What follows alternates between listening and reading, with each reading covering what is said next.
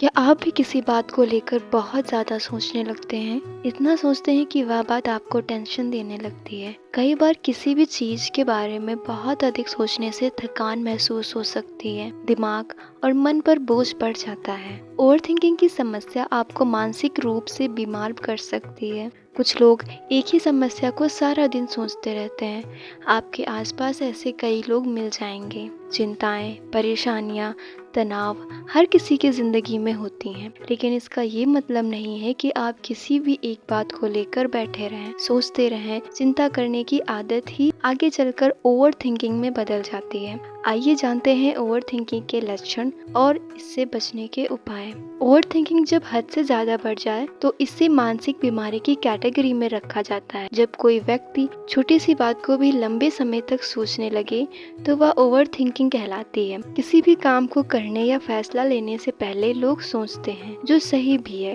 यह इंसान का नेचुरल स्वभाव है, लेकिन जब यह स्वभाव हद से ज़्यादा बढ़ जाए तो ओवर थिंकिंग कहलाती है। ओवर थिंकिंग के लक्षण क्या हो सकते हैं? आपके साथ हुई किसी खराब या शर्मिंदा करने वाली लम्हे को याद करते रहना, बार बार सोचते रहने से नींद सही से नहीं आना, पुरानी बातों को याद करते समय उसमें समय बर्बाद करना, आपकी गलती कोई बताए तो उसे सोचते रहना, किसी ने कुछ कह दिया तो उसे दिल दिमाग पर लगाना, अपने पास्ट और फ्यूचर के बारे में अत्यधिक सोचते रहना, अपनी चिंताओं से खुद को उभार पाने में असफल होना। ओवर थिंकिंग के नुकसान क्या हैं? हम सभी जानते हैं कि ज़रूरत से ज़्यादा सोचना हमारे मानसिक और भावनात्मक स्वास्थ्य के लिए नुकसानदायक है। इसके बावजूद हम इसे कंट्रोल नहीं कर पाते। ओवर थिंकिंग एक प्रकार की नकारात्मक आदत है जो कई तरीके के स्वास्थ्य जोखिमों का कारण बन सकती है। आपने कभी न कभी खुद को ओवर थिंकिंग करते हुए महसूस जरूर किया होगा। यही आदत धीरे धीरे व्यक्ति को गंभीर रूप से अपना शिकार बना लेती है और आप दिन प्रतिदिन नकारात्मक विचारों की ओर आकर्षित होते चले जाती हैं। यह सब जानने के बावजूद अगर आप इसे कंट्रोल नहीं कर पा रहे हैं तो ये कुछ उपाय आपकी मदद कर सकते हैं। सबसे पहला उपाय है परफेक्शन पर ध्यान देना कम कर दें। कई लोग ऐसे हैं जिन्हें हर चीज़ परफेक्टली करने की आदत होती है। ऐसे में यदि कोई चीज़ कभी पूर्णतः पूरी ना हो पाए तो वह खुद को दोषी ठहराते हैं और बेफिजूल की बातों को सोचते हुए ओवर थिंकिंग जैसी समस्या का शिकार हो जाते हैं। ऐसे में सबसे पहले अपने दिमाग से परफेक्शनिज्म जैसी बातों को निकाल दें, क्योंकि गलतियां होंगी तभी तो हम उन गलतियों से सही चीज़ों को करना सीखेंगे। यदि आपसे कोई गलती हो गई है तो उसे सोचकर कुछ हासिल नहीं होगा। आप अपने आप को उस गलती के लिए माफ़ करें और लाइफ में आगे बढ़ें। अपने भविष्य के बारे में सोचें, अपने डर, घबराहट को गले लगाएं, उसका डट कर सामना करें। यदि आपसे कोई गलती हुई है तो हमेशा याद रखें कि हर किसी से कभी न कभी गलती होती है। दूसरा उपाय है अपना पसंदीदा कार्य करना। यदि आप बार बार कुछ गलत चीज़ों के बारे में सोचते रहते हैं तो इससे दिमाग को भटकाने के लिए कुछ पसंदीदा काम करें। कोई ऐसी एक्टिविटी करें जिससे आपको खुशी महसूस हो, जैसे कि आप वर्कआउट कर सकते हैं, डांस कर सकते हैं, आपको गाना सुनना पसंद है तो आप गाने सुन सकते हैं। इससे आपका दिमाग रिलैक्स महसूस करेगा और आपको बेफिजूल की बातों को सोचने से भी बचाएगा। सबसे अच्छा है कि आप कोई फिजिकल वर्क करें। जब हम कोई फिजिकल एक्टिविटी करते हैं इससे हमारा ब्रेन और हमारी बॉडी दोनों ही एक्टिव हो जाते हैं। तो कोशिश करें कि ओवर थिंकिंग अगर आपको महसूस हो रही है तो कोई फिजिकल वर्क करें। तीसरा उपाय है गहरी सांस लें। ओवर थिंकिंग मानसिक और शारीरिक दोनों ही रूप से आपको परेशान कर सकती है।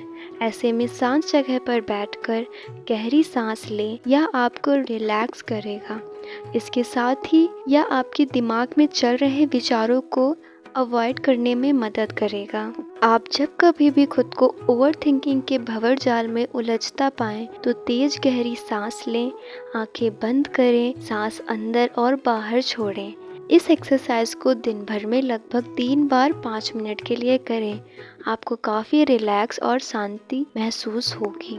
चौथा उपाय है मेडिटेशन करें। यदि आप एक ओवरथिंकर हैं तो नियमित रूप से मेडिटेशन करने की आदत बनाएं। यह आपके दिमाग में चल रहे थॉट से डिस्ट्रैक्ट होने में मदद करेगा। वहीं यह दिमाग को शांत रखता है और आप ओवरथिंकिंग की वजह से तनाव की शिकार नहीं होंगे। रात को समय निकालकर थोड़ी देर के लिए मेडिटेशन का अभ्यास जरूर करें।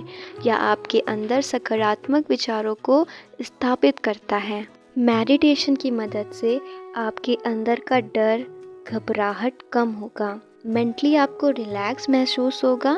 एक शांत जगह पर बैठकर प्रतिदिन आप सिर्फ 5 मिनट के लिए मेडिटेशन ज़रूर करें। 5वां उपाय है अकेले रहने से बचें। अपने परिवार के साथ बैठकर अपनी समस्याओं के बारे में बताएं और दोस्तों के साथ समय समय पर घूमने फिरने के लिए जाएं। यदि आपकी परेशानी फिर भी कम नहीं हो रही है तो फिर आप कोई ना कोई ऐसा कार्य करते रहें जिससे आपके दिमाग को सोचने का वक्त ना मिले। खुद को इतना व्यस्त रखें किसी भी नकारात्मक विचार को आने के लिए वक्त ही ना मिले। हमारे भाग्य में जो भी लिखा है वह होना ही होना है। अपने भविष्य की चिंता ना करते हुए हमें अपने कर्मों पे ध्यान देना है। हमें अपना आज अच्छा करना है। अगर हमारा आज अच्छा होगा तो आने वाला भविष्य भी अच्छा होगा। तो इस वीडियो से हमें ये सीखने को मिलता है कि अगर हमें ओवर थिंकिंग को हटाना है तो हमें अभ्यास करना पड़ेगा। ये हमारी ज़िंदगी है। अगर हमें खुद को बदलना है तो हमें खुद प्रयास करना पड़ेगा।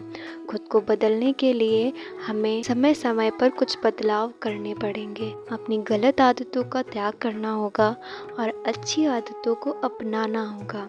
खुद को निखारने पे कार्य करना होगा। हम खुद को कल से कैसे बेहतर बना सकते हैं इस पर कार्य करना होगा। जितना हो सकेगा हम नकारात्मक बातों से दूर रहेंगे। हम जैसा सुनते हैं, जैसा बोलते हैं, वैसे ही हम बन जाते हैं। इसलिए अच्छी अच्छी बातें सुनेंगे, अच्छी अच्छी बातें बोलेंगे तो सब कुछ अच्छा अच्छा होगा हमारी ज़िंदगी में।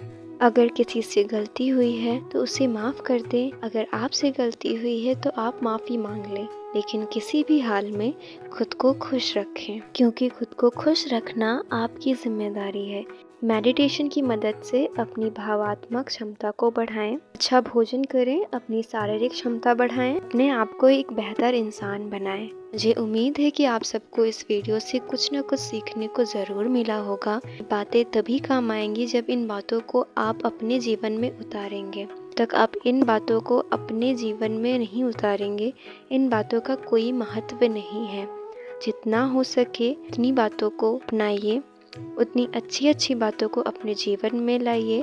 अपना जीवन अच्छा करिए, लोगों की मदद करिए। जो भी करना है वो आज करिए, अभी से शुरुआत करिए, क्योंकि किसी ने कहा है every minute is a chance to change your life. All the very best for your new life.